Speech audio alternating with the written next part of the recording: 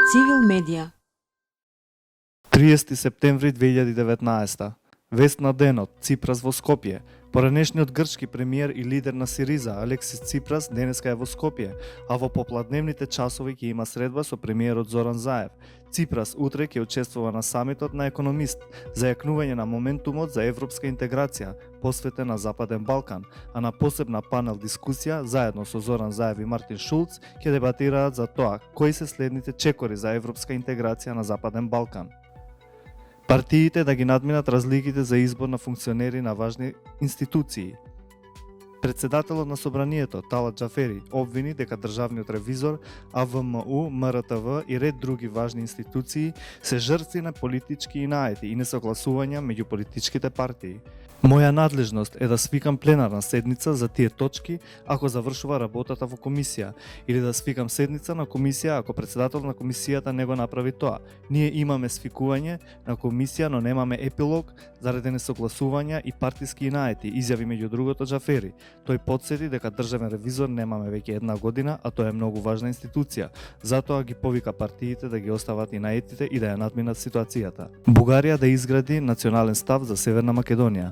Пристапувањето на Република Северна Македонија во НАТО и Европска Унија е важен чекор со кој се гарантира мирот, стабилноста и одржливиот развој и просперитет на југоисточна Европа. Бугарија одсекогаш принципиелно ја поддржуваше европската и евроатлантската перспектива на Република Северна Македонија. Да не заборавиме дека ние сме првите што ја признавме независноста на таа земја, изјави денеска бугарскиот председател Румен Радев. Флеш вести: Министерката за труд и социјална политика Мила Царовска денеска присуствуваше на отварањето на регионалниот состанок за следење на напредокот на Пекингшката декларација и платформа за акција за родова еднаквост Пекинг плюс 25 што се одржува во Скопје. Начелното мислење на Врховниот суд за СЈО е во сила и беше водилка на настаните, изјави денеска Врховниот судија Џемаил Саити. Председателот Стево Пендаровски денеска се сретна со членки на Македонската банкарска асоциација, на која банкарите ги покажаа постигнатите резултати, но и посочија на предизвици што предстојат пред нив. Во Центарот за функционална проценка и поддршка на деца и млади започна да се применува нов модел на проценка на децата со попреченост. Од утре се укинуваат квотите за лекови, најавија денеска министерот за здравство Венко Филипче и премиерот Зоран Заев. Цивилни активности. Граѓанките и граѓаните одговараа на прашањето на Цивил каква иднина не очекува, црна или зелена, како се грижи локалната самоуправа и државата за заштита на животната средина. Битолчани наспроти сите проблеми што ги имаат со аерозагадувањето, сепак сметаат дека земјата ја очекува зелена иднина. Цивил ја поддржува иницијативата Купи креација, биди дел од екодонација за обновување на шумата кај езерото Младост на активистката Марија Пупулиева од Велест, која својата креативност реши да ја намени за обезбедување садници за опожарените места кај езерото Младост и селото Оравец. Мисла за незаинтересираноста на македонските политички елити за расчистување со криминалот и корупцијата, денеска пишуваше Коста Стојменовски. Борбата што ја спроведе власта во оваа фаза го досегна ефектот на сечење една-две од главите на криминалното чудовиште во Македонија.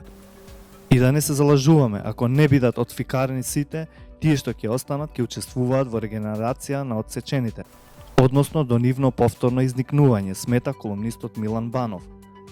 Веќе на стартот на оваа историска етапа по деблокирање на евроатлантските интеграции се покажува дека и натаму поради грамзливи, алчни карактерни причини македонските политички елити се незрели на своите граѓани и на нивната држава да им обезбедат известна европска иднина, на највлијателните партиски субјекти и на едните и на другите и на третите како да им одговара ваков неправен амбиент, смета Зоран Иванов во неговата колумна. Преговорите конечно ќе го потурнат нашиот децениски од во место.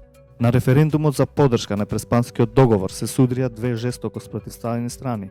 На едната страна беше камата и кубурот, а од другата страна насмевката.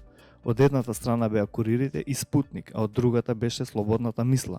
Но победи македонската иднина, пишува Џабир Дерала. За повеќе читајте на civilmedia.mk. Цивил медија.